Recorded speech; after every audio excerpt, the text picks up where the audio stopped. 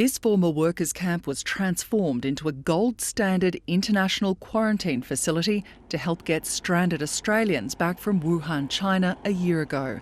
It was a big risk for a region with limited health capacity and an already high burden of sick and vulnerable people.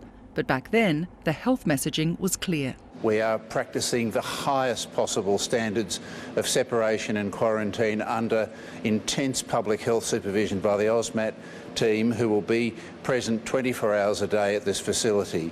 Fast forward a year and the Prime Minister has announced a deal with the Northern Territory government to increase capacity at the quarantine facility from 850 to 2,000 people a fortnight. It will mean more beds, more food and a massive drive for health workers. The expansion will see the workforce at Howard Springs grow from over 100 to nearly 500. A recruitment drive will start this month and new staff will be trained and mobilised from May. But there'll be a handing over of control. The national AUSMAT team will no longer run the international side of the facility. Instead, it will be transitioned to Territory government control.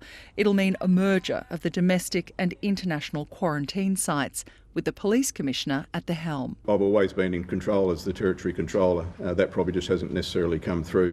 That hasn't reassured the opposition leader, who says international arrivals pose the greatest COVID risk for Territorians.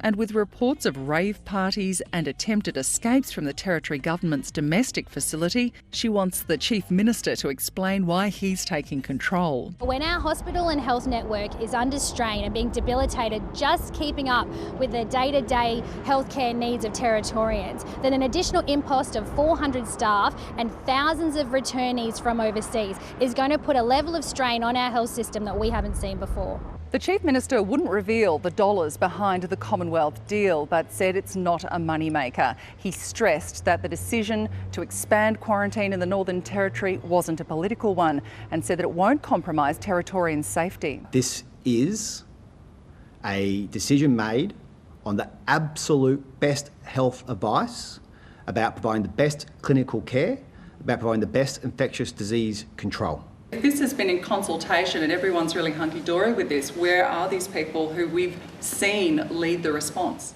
More than happy to make them available. But so far those health professionals have not been made available. Letitia Lemke, ABC News, Darwin.